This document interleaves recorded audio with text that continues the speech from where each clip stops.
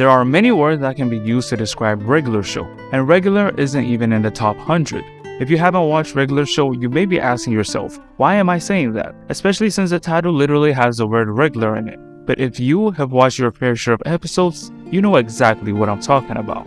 Regular show does this thing in every episode where it escalates the stakes of said episode in the most brain-busting way possible, to the point where you begin to ask yourself whether this is the same show you were watching just a minute ago. In a cartoon where the main characters could be teaching a horse obsessed with parties from space how to pass a US history exam or the world would end, regular show has definitely given us some of the craziest plot twists ever seen on television. But I've noticed how no one seems to ever talk about it, how well the episodes seem to spiral out of control, and why it gives the show an edge of uniqueness that sets it apart from other shows that came out during the same period. But that's where I come in. And welcome to the CartooniVerse, the best place on YouTube for cartoon lovers to get together and talk everything cartoons. And also, if you make it to the end and love the video, I would appreciate it if you could subscribe to the channel so that we can hit 2,000 subscribers by the end of the year. I'd appreciate it so much. To understand why the show always seems to spiral into the world of insanity, I think it's important to find out where the inspiration and creative juices for each episode come from. And from that, we're introduced to James Garland Quintel, or JJ Quintel for short, and he is the creator of Regular Show. JJ Quintel started his career in animation after attending the California Institute of Arts, better known as CalArts, which is basically the go-to place for anyone who wants to make it big in the entertainment industry. Some notable cartoon alumni who went there are the creators of Adventure Time and SpongeBob, Pendleton Ward and Steven Hillenburg. After graduating, JJ Quintel was able to snag an internship program at Cartoon Network to work on the set of Star Wars The Clone Wars. From there, he got to work as a revisionist on Camp Ludlow, and this experience built up his repertoire, and soon enough, he was given a higher role in The Marvelous Misadventures of Flapjack. It was around this time that Cartoon Network greenlit a pitch that he had presented to them based on some ideas that he had developed while in film school, which were The Man from Lollyland and 2 in the AM PM. If you have watched them, then you know that these two shorts set the tone for the cartoon that Regular Show went on to be. Quintel used his time working in different positions on different shows to gain deep knowledge about creating good cartoons from the people he was around. And so, he put his knowledge of animation alongside his unique sense of humor to work and created this masterpiece featuring a blue jay and a raccoon. But that's enough JJ Quintel for now. So let's break down the structure of each episode of the show to see this escalation in full effect. And this is simple for us because JJ Quintel actually did an interview with Cartoon Network and Hot Topic where he briefly discussed the process involved in creating an episode of Regular Show. Even though he didn't elaborate much, from the sticky notes we see on the wall, we can see that each episode of the series is separated into 3 parts: Act 1, Act 2, and Act 3. Act 1 serves as the beginning of the episode and sets up the premise that the episode will follow. It gives us a grounded approach that will be used as a guidance throughout the episode. This is done by setting up the problem or the goal and introducing the steps a character will have to undertake in order to achieve said goal by the end of the day, such as cleaning a room or baking a cake. At this stage, everything is so normal and the show derives its title from this portion of the episode. As an unsuspecting viewer, you would be mistaken to think that the show would follow this vibe throughout the episode. Now we come to Act 2, which is the bridge between the beginning and the climax. It slowly shows us the stuff our characters are doing in order to meet the goals that were set up in Act 1, like waiting on a billboard for a very long time to win a car. Nothing too crazy, but it hints at the potential craziness that might come up. Tensions start to raise when we see that the steps that were envisioned are not as simple or straightforward as they seem.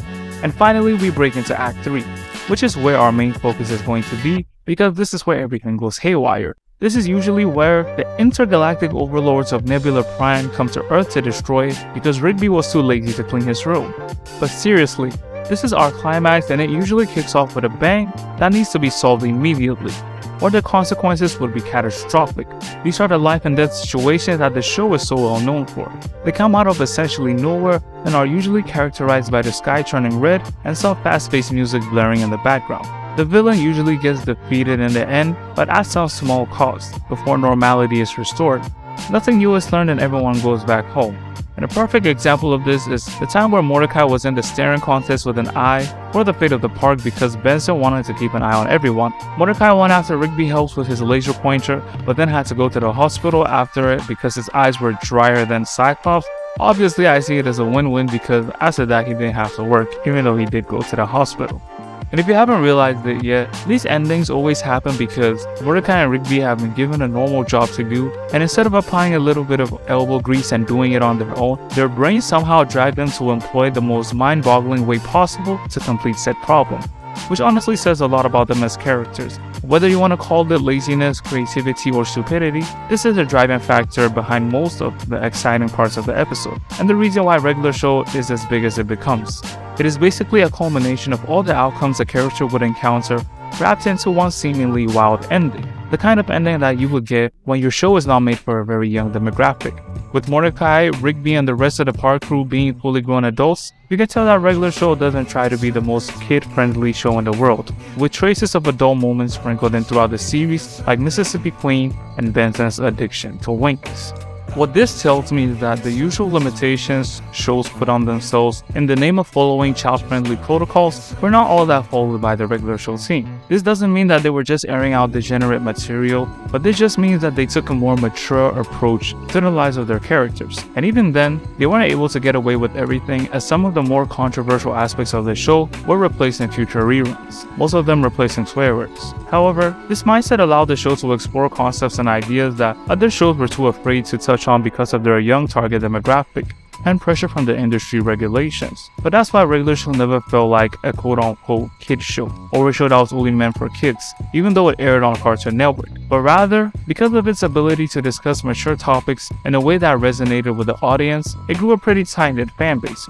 I fully believe that this is what got the team to continue on this path, because they knew that they could have easily decided to water down the show if it wasn't hitting with an older audience, but they didn't, and this is why we got what I like to call the escalation technique, because what would be more interesting to us than a show that wasn't afraid to take risks and be itself? And it worked out pretty well, because not only did Regular Show become one of the biggest cartoons of all time, but also one of my favorite shows of all time. It gave J.G. Quintel a platform to establish himself as a great producer, which led to the next show Close Enough, which did not hold anything back. And this influence even broke out to the mainstream, with Regular Show becoming forever ingrained in meme culture with its escalation technique. I mean, how many of you have just been scrolling on TikTok or Twitter, or seen some sort of joke video where the premise is basically a parody version of Regular Show? I know it wouldn't only be me, and all of this because the show knew how to spiral out of control in control.